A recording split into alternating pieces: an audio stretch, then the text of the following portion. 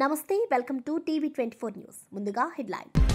అమరావతిలో సీఎం చంద్రబాబు నేతృత్వంలో cabinet 30 agenda అంశాలపై చర్చిస్తున్న ఏపీ కేబినెట్. రైతు సంక్షేమం నుంచి పెట్టుబడుల వరకు చర్చలు. తీసుకునే నిర్ణయాలపై రాష్ట్ర ప్రజల దృష్టి కేంద్రీకరణ. అవినీతి పరులకు చోటు లేదన్న రామచంద్రరావు. కవిత అయినా సరే కఠిన చర్యలు తీసుకుంటామన్న బీజేపీ. ప్రజలకు నిష్పక్షపాత పరిపాలన లక్ష్యమన్న వ్యాఖ్యలు. అవినీతి సహించబోమన్న బీజేపీ రాష్ట్ర అధ్యక్షుడు. హిందూ పండుగలపై ఆంక్షలు మానుకోవాలన్న రాజాసింగ్. గణేష్ నిమజ్జనంలో డీజే ఆంక్షలు తప్పన్న విమర్శ. పోలీసులకు పండుగలు చెప్పే హక్కు లేదన్న వ్యాఖ్యలు. హిందూ వేడుకల ఆనందం అడ్డుకోవడం తగదన్న హెచ్చరిక. భార్గవపై కేసు అబద్ధమన్న సజ్జల రామకృష్ణారెడ్డి. కూటమి నిరాధార ప్రచారం చేస్తోందన్న సజ్జల విమర్శ. ప్రజల సమస్యల నుంచి దారి మళ్లిస్తున్నారన్న ఆరోపణ. మాయాజలాన్ని ప్రజలు నమ్మరన్న సజ్జల ధైర్యం. ఇక డీటెయిల్స్ చూస్తే, అమరావతిలో సీఎం చంద్రబాబు అధ్యక్షతన ఏపీ కేబినెట్ సమావేశం కొనసాగుతోంది. ఈ భేటీలో మొత్తం 30 అజెండా అంశాలు చర్చకు వస్తున్నాయి. ముఖ్యంగా రైతు సంక్షేమ పథకాలు, ఎరువుల సరఫరా, వరదల కారణంగా ఏర్పడిన పరిస్థితులు, ఉపాధ్యాయ నియామకాలు, విద్య, వైద్య రంగ సవరణల వంటి ముఖ్యమైన అంశాలపై చర్చ జరుగుతోంది. అదనంగా రాజధాని ప్రాంత అభివృద్ధి, పెట్టుబడుల ఆకర్షణ, పారిశ్రామిక విధానాలు, కొత్త లాజిస్టిక్స్ పాలసీ రూపకల్పన కూడా అజెండాలో భాగమయ్యాయి. రాష్ట్ర ప్రజలు ఎదురు చూస్తున్న గృహ నిర్మాణ పథకం, మహిళా సంక్షేమ పథకాలు, ఉద్యోగ కల్పన ప్రణాళికలు, విపత్తు నిర్వహణ చర్యలు కూడా ఈ సమావేశంలో ప్రాధాన్యత పొందుతున్నాయి. ఏపీకి పెట్టుబడులు, కొత్త ప్రాజెక్టులు రాబట్టడంపై ముఖ్యమంత్రి కీలక నిర్ణయాలు తీసుకునే అవకాశం ఉంది. ఈ సమావేశంలో తీసుకునే నిర్ణయాలపై రాష్ట్ర ప్రజల దృష్టి కేంద్రీకృతమై ఉంది. మీరు చేసిన అరాచకాలు, అన్యాయాలు చూసిన తర్వాత మీరు ప్రతిపక్ష హోదా కూడా తగరనే ఉద్దేశంతో 11 సీట్లు ఇచ్చారు. ప్రతిపక్ష పార్టీకి కావాలంటే ఎన్ని సీట్లు కావాలి?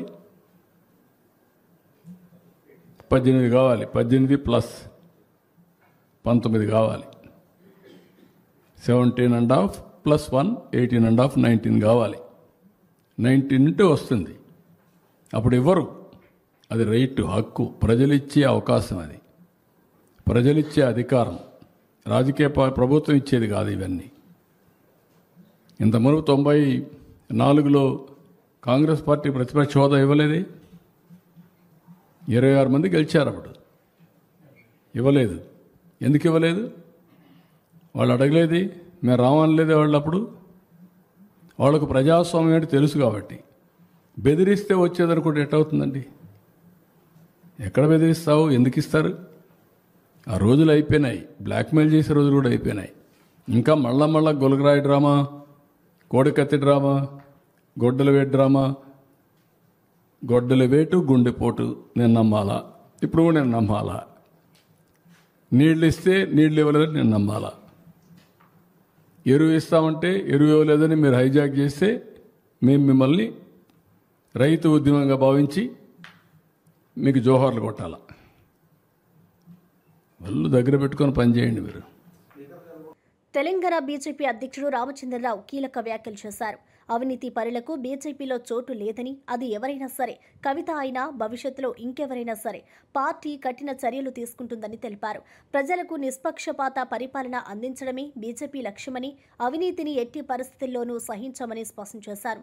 రాష్ట్ర రాజకీయాల్లో జరుగుతున్న పరిణామాలు, ముఖ్యంగా కాళేశ్వరం అవినీతి, ఇతర అవకతవకలపై పార్టీ తక్షణ స్పందన ఇవ్వనుందని పేర్కొన్నారు. ప్రజల డబ్బును దోచుకున్న వారిని ఎప్పటికైనా శిక్షిస్తామని ఆయన హామీ ఇచ్చారు. రాబోయే ఎన్నికల్లో బీజేపీకి శుభసూచకంగా ఈ వైఖరి మారుతుందని, ప్రజలు కూడా అవినీతిని తట్టుకోరని ఆయన ధైర్యంగా అన్నారు.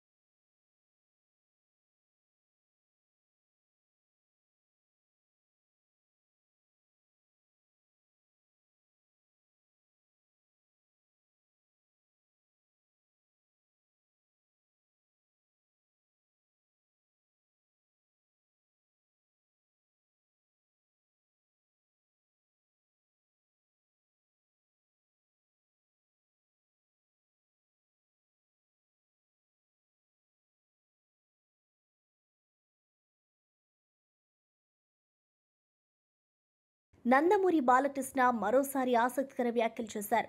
తనకు పదవులు ముఖ్యం కాదని, Padma Bhushan award, world book of రికార్డ్స్లో స్థానం పొందడమే తనకు గొప్ప గౌరవమని తెలిపారు. తన వరుస సినీ విజయాలను ప్రజల విజయాలుగా భావిస్తున్నారని, ఈ గుర్తింపులను తన తల్లిదండ్రులకు అంకితం చేస్తున్నారని చెప్పారు. పదవులు వ్యక్తికి అలంకారం కాదని, నిజానికి వ్యక్తే వాటికి అలంకారమని భావన వ్యక్తం చేశారు. రాజకీయాలు, సినిమాలు ఏ రంగంలోనైనా తన ప్రస్థానం ప్రజల సేవ కోసం మాత్రమేనని ఆయన స్పష్టం చేశారు. అభిమానుల అండతో మరిన్ని విజయాలను సాధించేందుకు కృషి చేస్తారని హామీ ఇచ్చారు. మొట్టమొదటి కళాకారుడు నేను మన భారతదేశం నుంచి. అంటే నా విజయాలుగా భావించను, ప్రజల విజయాలుగా భావిస్తాను నేను ఎప్పుడు ఏదైనా. ఎందుకంటే ఎప్పుడు అంటుంటాను, ఏదైతే పదవులకు నేను అలంకారమో కానీ పదవులు నాకు ఎప్పుడు అలంకారం కాదని. ప్రతి సినిమాలో ఒక సందేశం ఉంటుంది. గత 4 సినిమాలు అవి విజయవంతమయ్యాయంటే అఖండ అంటే పిల్లల జోలికి వచ్చిన, ప్రకృతి జోలికి వచ్చిన, ధర్మం జోలికి వచ్చిన ఏమవుతుందో అన్నది చూపించాం. ఇవాళ భౌగోళికంగా దానికి ఎంతో ప్రాధాన్యతను సంతరించుకుంది హిందూపురం నియోజకవర్గం. ఇవాళ పరిశ్రమలు రావడానికి, అక్కడ స్థానికంగా ఉపాధి కల్పించడానికి అయితేనేమి కియా వచ్చింది. సికింద్రాబాద్ సీతాఫల్ మండిలో గణేష్ నవరాత్రి వేడుకలు వైభవంగా జరిగాయి. టీఆర్టీ యూత్ అసోసియేషన్ ఆధ్వర్యంలో వినాయకుడికి ప్రత్యేక పూజలు నిర్వహించారు. ఈ కార్యక్రమంలో సినీ నటుడు మంచు మనోజ్, ఆయన సతీమణి మౌనిక ప్రత్యేక అతిథులుగా పాల్గొని స్వామివారికి పూజలు చేశారు. భక్తులు పెద్ద ఎత్తున చేరి ప్రార్థనలు చేసి సాంస్కృతిక కార్యక్రమాలను వీక్షించారు. ఆలయ ప్రాంగణం రంగురంగుల అలంకరణలతో కలకలలాడింది. పూజల అనంతరం భక్తులకు ప్రసాదం పంపిణీ చేశారు. ఈ వేడుకల్లో స్థానిక ప్రజాప్రతినిధులు, భక్తులు అధిక సంఖ్యలో పాల్గొన్నారు.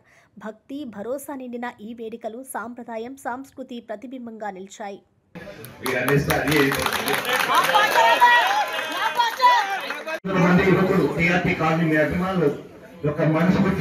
కోరుకున్నది 1000 కోట్లు కాదు, 2000 కోట్లు కలెక్షన్ కావాలని, ఆ అష్టలక్ష్మి దీవెన మీకు, మీ కుటుంబానికి, మీ భార్య బిడ్డలకు ఉండాలని సదా మా టీఆర్టీ కాలనీ సీతాఫల్ మండి తరఫున మీకు ప్రత్యేకమైనటువంటి ధన్యవాదాలు తెలియజేస్తున్నాం.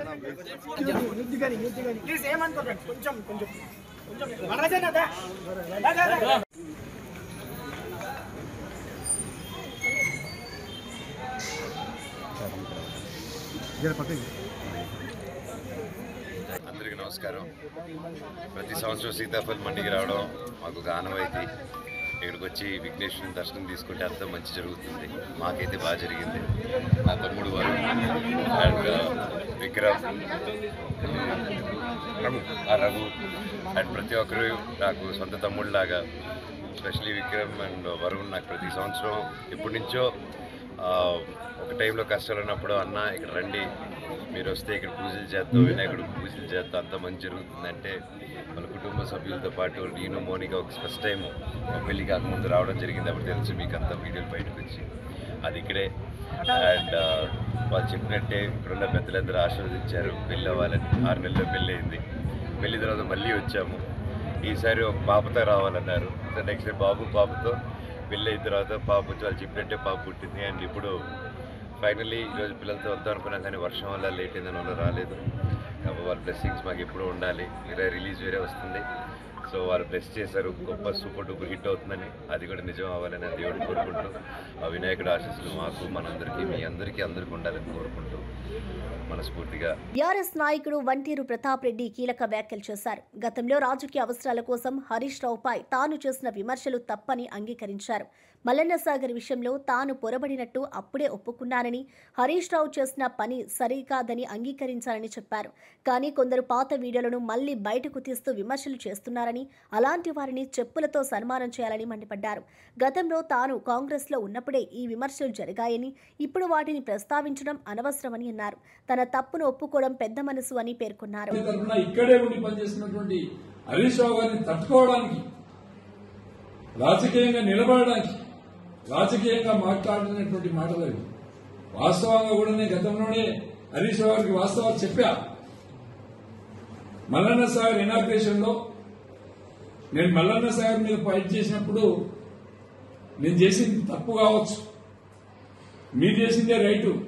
ఇవాళ తెలంగాణకు కాళేశ్వరం వచ్చిందంటే, తెలంగాణకు గోదావరి నీళ్లు వస్తున్నాయి అంటే మీరు చేసింది రైటు, నేను చేసింది రాంగ్ అని చెప్పి ఆ రోజు నేను హరీష్ రావు గారికి చెప్పా. ఆ నీళ్లు పంపులు దుక్కుతున్నప్పుడు తెలంగాణ ప్రజల యొక్క ఆత్మ గౌరవాన్ని పెంచిట్లో అటు కేసీఆర్ ఇటు హరీష్ రావు గారు చేసిన కృషిని నేను ప్రశంసించిన అక్కడ రాజకీయాల్లో భాగంగానే నేను ఆ రోజు మాట్లాడిన వాస్తవాలు కాకపోయినప్పుడు కూడా రాజకీయంగా నిలబడి నిలదొక్కుకోవడానికి నేను మాట్లాడిన మాటలు. కానీ కొంతమంది కాంగ్రెస్ పట్టే భాషలు నిన్న మొన్న దాన్ని సోషల్ మీడియాలో పెట్టి వైరల్ చేస్తా ఉన్నారు. ఆ పట్టే భాషలకు నేను విజ్ఞప్తి చేస్తున్నా, అనవసరంగా రాజకీయాల్లో కానీ న్యాయ విషయంలో కానీ ఎంటర్ అయితే మీకు చెప్పులతో సన్మానం తప్పదని చెప్పి సందర్భంగా సీరియస్ గా నేను హెచ్చరిస్తున్నాను. రాజకీయంగా హరీష్ రావుని ఎదుర్కోండి, రాజకీయంగా బీఆర్ఎస్ పార్టీని ఎదుర్కోండి, రాజకీయంగా మమ్మల్ని ఎదుర్కోండి. సౌటలు దద్దమ్మలు చేసే పని సోషల్ మీడియా ఉంది కదా అని చెప్పి ఇష్టం వచ్చినట్టు వాడుకుంటే తప్పకుండా మీకు రేపు జరిగే లోకల్ బాడీ ఎలక్షన్లలో డిపాజిట్లు కూడా రానియమని చెప్పి సందర్భంగా సీరియస్ గా హెచ్చరిస్తున్నా. నేను ఏదేమైనా బీజేపీ కాంగ్రెస్ పార్టీ నాయకులు మీరు ఇద్దరు ఒకటైనా కూడా మీకు రాష్ట్ర వ్యాప్తంగా కూడా డిపాజిట్లు కూడా రావు. నరేంద్ర మోడీ వచ్చేలా దేకినా కూడా, రేవంత్ రెడ్డి గారి మోకాళ్ళ మీద పనిచేసినా కూడా మీకు ప్రజలు తిరస్కరించుడు, ప్రజలకు దగ్గర రానియని చెప్పి సందర్భంగా హెచ్చరిస్తూ 2 ముచ్చట్లు చెప్తున్నా. లాస్ట్ కి 8 మంది బీజేపీలను గెలిపించారు, 8 మంది కాంగ్రెస్ లను గెలిపించారు. కానీ 16 మంది కూడా ఈ రాష్ట్ర రైతాంగానికి కనీసం యూరియా ఇవ్వలేనటువంటి పార్లమెంట్ సభ్యులు. మీకు నైతికత ఉంటే, సిగ్గు శరం ఉంటే, సీముని ఎత్తున ఉంటే రాజీనామా చేయండి, మళ్లీ ఎలక్షన్లకు రండి. కేంద్ర మంత్రి బండి సంజయ్ గణేష్ నవరాత్రులపై కీలక వ్యాఖ్యలు చేశారు. కొంతమంది వేడుకలపై దుష్ప్రచారం చేస్తున్నారని విమర్శించారు. రాజకీయాలకు అతీతంగా గణేష్ నిమజ్జనోత్సవాలు ప్రశాంతంగా జరగాలని సూచించారు. కరీంనగర్లో నిమజ్జనానికి అన్ని ఏర్పాట్లు చేశామని తెలిపారు. యువతలో భక్తిభావం గతంలో కంటే పెరిగిందని సంతోషం వ్యక్తం చేశారు. రాష్ట్ర వ్యాప్తంగా కూడా ప్రభుత్వ యంత్రాంగం సమన్వయంతో ఏర్పాట్లు జరుగుతున్నాయని చెప్పారు. గణేష్ ఉత్సవాలు సాంప్రదాయం, విశ్వాసానికి ప్రతీక అని ఆయన గుర్తు చేశారు. ఈ పండుగల పట్ల వ్యంగ్యంగా వివరించడానికి, ఈ పండుగల పట్ల సమాజంలో తప్పు ఆలోచన కలిగించడానికి కొంత ప్రయత్నం చేస్తున్నారు. ఈసారి యువత అంతా కూడా ఇలా ఒక మంచి ఆలోచిస్తున్నారు. నేను చాలా బస్తీలో తిరుగుతా ఉన్నాను. చిన్న పిల్లలు 5th class, 6th class, 7th class చదువుకునే పిల్లలు కూడా ఇలా వినాయక మంటపాలు ఏర్పాటు చేసుకుంటున్నారు. అంటే ఒక ఆలోచన వచ్చేది, వినాయక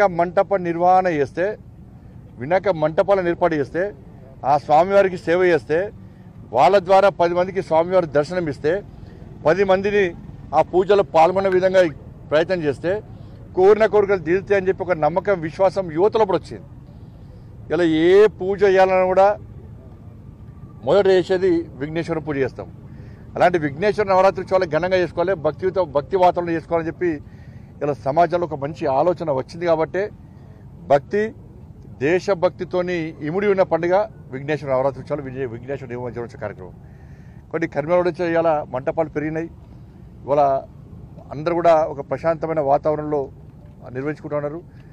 ఇంతవరకు కూడా నాకు తెలిసి గత 10-12 సంవత్సరాల నుంచి కరీంనగర్లో ఎలాంటి సంఘటన జరగలే. అందరు ఇవాళ హిందూ సమాజం అంతా కూడా ఒక భక్తి శ్రద్ధలతో ఈ నవరాత్రి ఉత్సవాలు చేసుకుంటున్నాం. ఎక్కడ ఎలాంటి ఇబ్బంది లేకుండా చేసుకుంటున్నాం. ఆ స్వామివారి ఆశీర్వాదంతో చేసుకుంటున్నాం. రేపు నిమజ్జనోత్సవ కార్యక్రమము కరీంనగర్ జిల్లాలో ఉంది, ఈ పార్లమెంట్ పరిధిలో ఉంది. ఆ ఏర్పాట్ల కోసమనే ఈరోజు మానకొండూరు, చింతకుంటలో పనులను పర్యవేక్షించడానికి రావడం జరిగింది. మొన్ననే గౌరవ కలెక్టర్ గారు, గౌరవ సిపి గారు, ఇతర అధికారులందరూ కూడా ఈ ప్రాంతాన్ని పరిశీలించి అన్ని ఏర్పాట్లను వాళ్ళు చేస్తూ ఉన్నారు. పోయినసారి కంటే ఈసారి క్రేన్ అని ఎక్కువ పెట్టడం, హైడ్రాలిక్ క్రేన్స్ పెట్టడం, ఈసారి స్విమ్మర్స్ పెట్టడం. ఎందుకంటే వాటర్ ఎక్కువ ఉంది ఈసారి. గతంలో వాటర్ కోసం ఇబ్బంది వచ్చేది, వాటర్ ఎక్కువ ఉంది. స్విమ్మర్స్ కూడా ఎలాంటి ఇబ్బంది కాకుండా స్విమ్మర్స్ కూడా ఈసారి ఎక్కువ పెట్టడం జరిగింది. లైటింగ్ వ్యవస్థ కానీ, వాటర్ వ్యవస్థ కానీ పోయినసారి జరిగిన ఇబ్బందులను దృష్టిలో ఉంచుకొని చాలామంది సూచనలు, సలహాలు తీసుకొని, దీని తర్వాత మీ మీడియా సోదరులు కూడా చాలామంది వచ్చి మీకు ఎప్పుడు మీ సలహాలు కూడా అధికారులు తీసుకుంటారు. మరి అందరం కలిసిమెలిసి దీన్ని ఒక రాజకీయ కోణంతో చూడకుండా విఘ్నేశ్వర నిమజ్జనోత్సవ కార్యక్రమము ఎలాంటి ఇబ్బంది లేకుండా, ప్రజలు ఇబ్బంది లేకుండా, ఎవరికి ఏ కష్టం రాకుండా ఇలాంటి ప్రమాదాలు జరగకుండా ఒక ప్రశాంతమైన వాతావరణంలో నిమజ్జనోత్సవ కార్యక్రమం జరుపుకోవడమే ఒక ఆలోచనతో చేస్తున్నాం. కామారెడ్డి జిల్లాలో వరద ప్రభావిత ప్రాంతాలను సీఎం రేవంత్ రెడ్డి పరిశీలించారు. లింగంపేటలో వరదల వల్ల దెబ్బతిన్న బ్రిడ్జిని ప్రత్యక్షంగా పరిశీలించి అధికారులను సమస్య పరిష్కారానికి చర్యలు తీసుకోవాలని ఆదేశించారు. ఈ పర్యటనలో ఆయనతో పాటు టీపీసీసీ చీఫ్ మహేష్ కుమార్ గౌడ్, మంత్రులు సీతక్క, పొంగులేటి శ్రీనివాసరెడ్డి, స్థానిక ఎమ్మెల్యేలు పాల్గొన్నారు. వరదల వల్ల ఇబ్బందులు పడుతున్న ప్రజలను పరామర్శించి వారికి సాయం అందించేందుకు అన్ని చర్యలు తీసుకుంటామని హామీ ఇచ్చారు. అభివృద్ధి పనులు వేగవంతం చేస్తామని ప్రకటించారు. కామారెడ్డి పట్టణ ప్రజలు ముఖ్యంగా ఈ జిల్లాలోనే ఇటు కామారెడ్డి శాసనసభ నియోజకవర్గం, ఎల్లారెడ్డి శాసనసభ నియోజకవర్గం మొన్న భారీగా కురిసిన వర్షాల వల్ల ఇక్కడి పేదలు, రైతులు, విద్యార్థులు పూర్తిగా ఇబ్బందికి, నష్టానికి గురైండు. వరదలు వచ్చినంబడే పర్యటన కోసం వచ్చిన వాతావరణం అనుకూలించకపోవడం వల్ల మెదక్లో కలెక్టర్ గారితో రివ్యూ చేసి ఇతర ప్రాంతాలను పరిశీలించి ఏరియల్ సర్వే చేసి ప్రభుత్వం ఒక ప్రాథమిక అంచనాకు వచ్చి కష్టం ఉన్నప్పుడు ప్రజాప్రతినిధులే కాకుండా అధికారులు అందరూ ఈ జిల్లాలో సమన్వయం చేసుకొని ముందుకెళ్ళడం వల్ల ఒకరికొకరు సహకరించుకొని కష్టాలలో ఉన్న ప్రజలకు అండగా నిలబడడంతో చాలా వరకు ప్రాణ నష్టం తగ్గింది. కొంత ఆస్తి నష్టం జరిగినా ప్రాణం ఉంటే మళ్ళీ ఎట్లయినా మిగతావన్నీ మనం సమకూర్చుకోవచ్చు. మీరందరు సమన్వయంతో కామారెడ్డి శాసనసభ్యులు కావచ్చు, ఎల్లారెడ్డి శాసనసభ్యులు కావచ్చు, ప్రభుత్వ సలహాదారులు షబీర్ అలీ గారు, ఈ ప్రాంతంలో ఉండే ప్రజాప్రతినిధులు పేరున ప్రతి ఒక్కరు చాలా వరకు సమస్య రాగానే ప్రజలకు అందుబాటులోకి వచ్చారు. మామూలుగా సమస్య వచ్చినప్పుడు సమస్య అయిపోయి ప్రజలు తేరుకున్న తర్వాత ప్రజాప్రతినిధులు వాళ్ళని కలవడానికి వెళ్తారు. కానీ నేను ఇక్కడ సమస్య వర్షము, ఇక్కడ వరదలు అధికంగా కాగానే ఎంపీ సురేష్ షెట్కర్ గారికి, షబీర్ అలీ గారికి పర్సనల్గా ఫోన్ చేసి తక్షణమే మీరు క్షేత్రస్థాయికి వెళ్ళండి, ప్రజలకు ఏం అవసరం ఉందో చూడండి, ఇన్ఛార్జ్ మంత్రి సీతక్కను ప్రత్యేకంగా మీరు అక్కడనే ఉండండి. ఎందుకంటే నిజామాబాద్ ఉమ్మడి జిల్లాకు సీతక్క గారు ఇన్ఛార్జ్ మంత్రిగా ఉన్నారు, మీరు కూడా వెళ్ళి అక్కడ స్వయంగా పర్యవేక్షించండి అని చెప్పి హైదరాబాద్ స్థాయిలో అధికారులు అందరినీ సమన్వయం చేసుకుంటూ, అది పోలీస్ సిబ్బంది కావచ్చు, రెవెన్యూ సిబ్బంది కావచ్చు, అదేవిధంగా సాగునీటి పారుదల శాఖకు సంబంధించిన సిబ్బంది, R&B, పంచాయతీరాజ్, ఇట్లా ప్రతి శాఖను సమన్వయం చేసుకుంటూ వర్షాలు ఏ విధంగా ఈ ప్రాంతాన్ని అతలాకుతలం చేస్తున్న వాటి అన్నిటినీ పరిగణలోకి తీసుకొని ఎప్పటికప్పుడు అధికారులకు సూచన చేస్తూ మిమ్మల్ని ఆదుకునే ప్రయత్నం చేసినాం. అయినా మళ్ళొక్కసారి వ్యక్తిగతంగా మిమ్మల్ని కలవాలి. GR colony, housing board colony Dwaraka ప్రతినిధులు, అధికారులు నా దృష్టికి తెచ్చారు. నేను మీకు ఒకటే మాట ఇస్తున్నా, కలెక్టర్లకి, ఇతర అధికారులకు నేను ఆదేశాలు ఇస్తున్నా, పూర్తి స్థాయిలో జరిగిన నష్టాన్నే కాదు, మళ్ళీ ఇలాంటి విపత్కర పరిస్థితి రాకుండా ఉండాలంటే శాశ్వతంగా ఏ విధంగా పరిష్కరించాలి. ఇప్పుడు ఏదో వచ్చింది, మిమ్మల్ని కలిసినాం, మిమ్మల్ని కలిసి మాట్లాడిపోయినాం, ఏదో మిమ్మల్ని ఈ కొంచెం ఆదుకోవడం అనేది సమస్య కాదు. మహేష్ గౌడ్ గారు నాకు హెలికాప్టర్లు వచ్చేటప్పుడు చెప్పిండు, మీరు ఇది శాశ్వతంగా ఏదైనా పరిష్కారం చూపించాలి సీఎం గారు, మాకు పాత ఉమ్మడి నిజాం అన్ని రివ్యూలు తీసుకుంటాను. మీకు ఒకటే మాట ఇస్తున్నాం, ఆడబిడ్డలందరూ కూడా చాలా సమస్యలు చెప్పిండ్రు. మీ సమస్యలకు శాశ్వత పరిష్కారం చూపించడానికి ప్రభుత్వం 100% పనిచేస్తుంది. అదేవిధంగా మా మున్సిపల్ చైర్పర్సన్ చెప్పిండ్రు, ప్రైవేట్ స్కూళ్ళలో చదువుకునే పిల్లలకు కూడా పుస్తకాలు అని నానిపోయినాయి, బడికి పోతలేరు, వాళ్ళ సమస్య కూడా అని. అందుకే కలెక్టర్ గారికి తక్షణమే ఆదేశాలు ఇస్తున్నా, మీ కంటింజెన్సీ ఫండ్స్ నుంచి ఇమ్మీడియట్గా ఈ ప్రైవేట్ స్కూల్స్లలో ఉండే పిల్లలకు కూడా స్కూల్ బుక్స్ కానీ లేకపోతే నోట్ బుక్స్ కానీ గుంటూరు జిల్లా తురకపాలెంలో జరిగిన మరణాలపై వైద్య ఆరోగ్య శాఖ మంత్రి సత్యకుమార్ తీవ్ర ఆగ్రహం వ్యక్తం చేశారు. 4 నెలల్లో 23 మరణాలు జరగడం ఆందోళనకరమని అన్నారు. ఈ పరిస్థితులపై అధికారులు ఏం చేస్తున్నారని ప్రశ్నించారు. గ్రామంలో జరుగుతున్న కిడ్నీ పరీక్షలపై కూడా ఆరా తీశారు. స్థానిక ఆశా వర్కర్లు, ఎన్ఎంల పనితీరు పట్ల అసంతృప్తి వ్యక్తం చేశారు. ప్రజల ఆరోగ్య భద్రతకు చర్యలు తీసుకోవాలని, బాధ్యులపై కఠిన చర్యలు తప్పవని హెచ్చరించారు.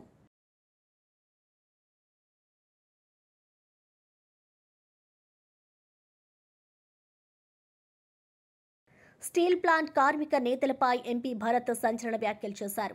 ఉక్కు పోరాటం కార్మికుల మనుగడ కోసం జరగాల్సిందేనని అన్నారు. అయితే కార్మిక నాయకులకు చిత్తశుద్ధి లేదని విమర్శించారు.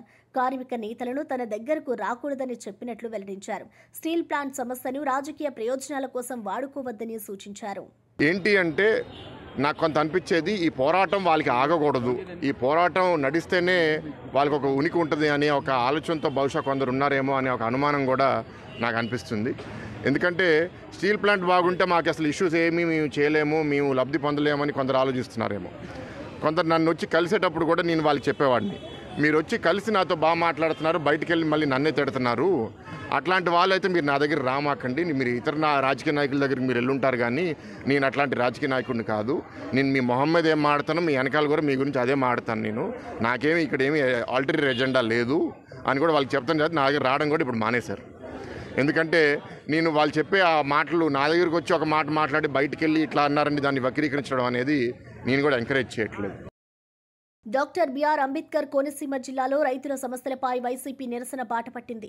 యూరియా కొరతపై రైతులతో కలిసి ర్యాలీలు, ధర్నాలు నిర్వహించనున్నారు. ఈ నెల 9న ఆర్డీఓ కార్యాలయాల వద్ద వినతి పత్రాలు ఇవ్వనున్నట్లు ప్రకటించారు. అమలాపురం వైసీపీ క్యాంప్ కార్యాలయంలో జరిగిన విలేకరుల సమావేశంలో జిల్లా అధ్యక్షులు చిల్లా జంగిరెడ్డి, ఇతర నేతలు పాల్గొని ప్రభుత్వ వైఫల్యాలను ఎండగట్టారు. రైతులకు అండగా నిలుస్తామని హామీ ఇచ్చారు. యూరియా కొరత గురించి అందరికీ తెలిసిందే.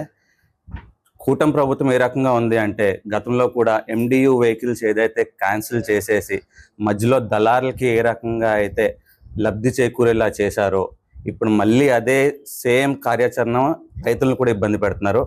అలాగే యూరియా కొరత సృష్టించి మధ్యలో ఎవరైతే డీలర్స్ ఉంటారో, యూరియా డీలర్స్, వాళ్ళకి లబ్ధి కూరేలా చేస్తుంది. ఖచ్చితంగా కూడా పోయిన ప్రభుత్వంలో జగనన్న ఎప్పుడు కూడా ఏ కొరత లేకుండా కూడా రైతన్నకి ఎటువంటి ఇబ్బంది లేకుండా వాళ్ళ దగ్గరికి ఆర్బీకేల్ని ఏదైతే పెట్టి తద్వారా ఆర్బీకేల్ ద్వారా రైతులకి యూరియా సరఫరా చేస్తే దాని మూలంగా ప్రైస్ కూడా ఎప్పుడు కూడా అందుబాటులోనే ఉంది.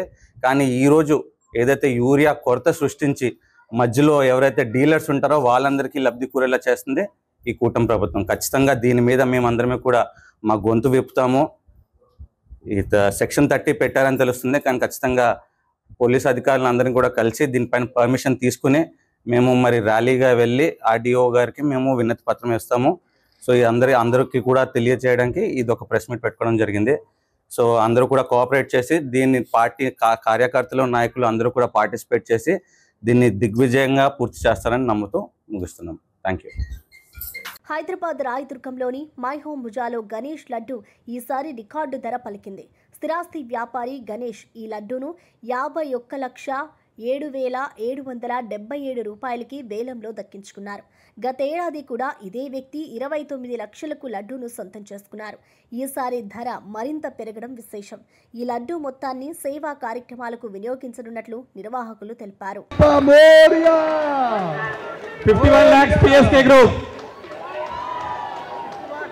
51 lakhs PSPK Srikanth 51 lakhs.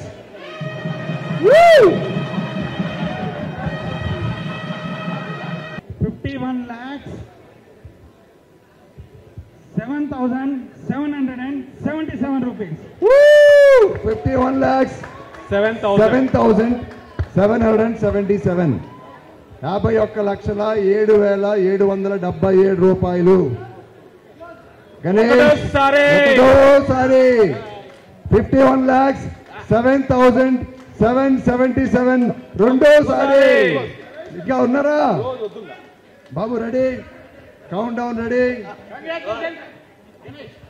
10, 9, 8, 7, 6, 5, 4, 3, 2, 1.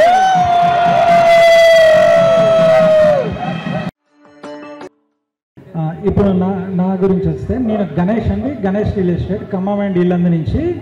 So ఇక్కడ ఇది నేను 2వ సంవత్సరం, పోయిన సంవత్సరం కూడాను మైహంబుజ లడ్డు ఆక్షన్ 29 lakhsకి గెలుచుకోవడం జరిగింది. ఇది మళ్ళీ ఇది 2వసారి కంటిన్యూగా ఇది నాకు దక్కటము. నేను నాకు నా ధైర్యానికి ఇది సంబంధించినగా భావించి దేవుడి కృప నాకు ఉండాలని కోరుకుంటూ నాకు మన మిత్రులందరికీ మైహంబుజలో ఉన్న ప్రతి ఫ్లాట్ వారికి కూడాను ఈ లడ్డు ప్రసాదాన్ని నేను అందిస్తానండి. థ్యాంక్ యూ సో మచ్ అండి.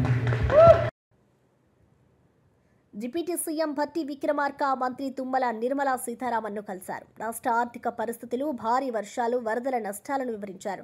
డిజాస్టర్ మేనేజ్మెంట్ కమిషనర్తో కూడా భేటీ కానున్నట్లు తెలిపారు. అదనంగా రాష్ట్రంలో క్రూడ్ ఆయిల్, పామ్ ఆయిల్ సాగుపై కేంద్రం పునరాలోచించాలని కోరారు. తెలంగాణకు మరింత సహాయం అందించాలని అభ్యర్థించారు. సమాచారంతో సాయంత్రం పూట మన అమిత్ షా గారిని కలవబోతా ఉన్నాం. అట్లాగే ఇప్పుడు ఆర్థిక శాఖ మంత్రులు శ్రీమతి నిర్మలా సీతారామన్ గారిని కూడా కలిశాం. రాష్ట్రానికి సంబంధించినటువంటి ఆర్థిక పరిస్థితులు, అట్లాగే లోన్ రీస్ట్రక్చరింగ్ సంబంధించినటువంటి అంశాలు, ఇతరత్ర అంశాలు, ముఖ్యంగా రాష్ట్రంలో విరివిగా విస్తారంగా సాగు చేస్తున్నటువంటి పామ్ ఆయిల్కి సంబంధించిన దానిపైన, క్రూడ్ ఆయిల్ పైన విధించేటువంటి సుంకాలని తగ్గించడం వల్ల రైతులు నష్టపోతూ ఉన్నారు. కాబట్టి పెంచమని ఆ సుంకాన్ని, ఇతరత్ర లోన్ రీస్ట్రక్చరింగ్ గురించి, కొన్ని ఎడ్యుకేషనల్ ఇన్స్టిట్యూషన్స్ గురించి కావాల్సినటువంటి ఆర్థిక సాయం గురించి వారికి ప్రత్యేకంగా రిప్రజెంటేషన్స్ ఇవ్వటం జరిగింది. వారు సానుకూలంగా స్పందించారు. ధన్యవాదాలు. తెలంగాణ రాష్ట్రానికి సంబంధించి national mission for edible oils programme కింద పెద్ద ఎత్తున ఆయిల్ ఫామ్ సాగు మొదలుపెట్టడం జరిగింది. గతంలో కేవలం ఖమ్మం జిల్లాకే ఉన్నటువంటి ఈ ఆయిల్ ఫాము వ్యవసాయం ఈనాడు తెలంగాణలో ఉన్నటువంటి 31 జిల్లాల్లో కూడా ప్రారంభించాము. పెద్ద ఎత్తున ఈనాడు భారతదేశంలో అత్యధికంగా ఆయిల్ ఫామ్ ప్లాంటేషన్ వేసినటువంటి రాష్ట్రంగా తెలంగాణ గుర్తింపు వచ్చింది. ఆ పంటను ఇంకా పెంచి తెలంగాణ రాష్ట్రంలో సుమారు 20 లక్షల ఎకరాల వరకు వేసే అవకాశం ఉంది. కాబట్టి కేంద్ర ప్రభుత్వం క్రూడ్ ఫామ్ ఆయిల్ మీద ఇంపోర్ట్ డ్యూటీ తగ్గించటం మూలాన దాని యొక్క ఎఫ్ఎఫ్బి రేటు తగ్గటం మూలాన రైతులు నిరాశలో ఉన్నారు. కాబట్టి కేంద్ర ప్రభుత్వం దాన్ని మళ్ళీ పునరాలోచించి గతంలో ఉన్నటువంటి 44%ని ఇంపోర్ట్ డ్యూటీని ఇంపోజ్ చేయవలసిందిగా కేంద్ర ప్రభుత్వాన్ని అభ్యర్థించడం జరిగింది. గతంలో 0 ఉంది ఇంపోర్ట్ డ్యూటీ, దాన్ని 26% చేశారు. మళ్ళీ దాంట్లో నుంచి మొన్న 10% తగ్గించారు. ఇప్పుడు కేవలం 16.5% ఉంది. కాబట్టి దయచేసి దాన్ని మళ్ళీ పాత పద్ధతిలో 44% ఇంపోర్ట్ డ్యూటీ మీరు ఇంపోజ్ చేసినట్లయితే తెలంగాణ రాష్ట్రం ఈ భారతదేశానికి కావాల్సినంత ఆయిల్ ఫామ్ని ప్రొడ్యూస్ చేసి ఇచ్చే బాధ్యతని తెలంగాణ ప్రభుత్వం తీసుకుంటుందని చెప్పి కేంద్ర ప్రభుత్వానికి విజ్ఞప్తి చేశాం.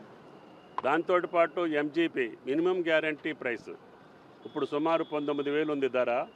దాన్ని 25,000కి మీరు మినిమం గ్యారంటీ ప్రైస్ డిక్లేర్ చేస్తే, ఒకవేళ 25,000కి తగ్గినా కేంద్ర ప్రభుత్వం భరాయించేటటువంటి పరిస్థితిని మీరు క్రియేట్ చేస్తే భారతదేశ వ్యాప్తంగా 70 లక్షల ఎకరాలు ఆయిల్ ఫామ్ సాగు చేసే అవకాశం ఉంటుంది. అప్పుడు ఈ 1,50,000 కోట్లు పెట్టి ఇంపోర్ట్ చేసుకునే బాధ కూడా తగ్గుద్ది. విదేశ మారక ద్రవ్యం మిగులవుతుంది, భారతదేశానికి మేలు అవుతుంది, రైతాంగానికి ఉపయోగపడుతుంది అని చెప్పి ఆర్థిక మంత్రి గారికి చెప్పడం జరిగింది. ఆమె గారు కూడా వెస్ట్ గోదావరి కోడలు కాబట్టి, తెలుగు రాష్ట్రాలతో అనుబంధం ఉంది కాబట్టి, ఆ తెలుగు రాష్ట్రాల్లోనే ఈ పంట ఎక్కువ ఉంది కాబట్టి దాన్ని పునఃపరిశీలిస్తానని చెప్పారు. త్వరలోనే ఇది శాఖలతోటి సంబంధం ఉన్నటువంటి సమస్య కాబట్టి నేను వెంటనే దాన్ని పరిశీలించి పరిష్కారం చేస్తానని చెప్పడం జరిగింది. మరిన్ని అప్డేట్స్ కోసం చూస్తూ ఉండండి టీవీ 24 న్యూస్.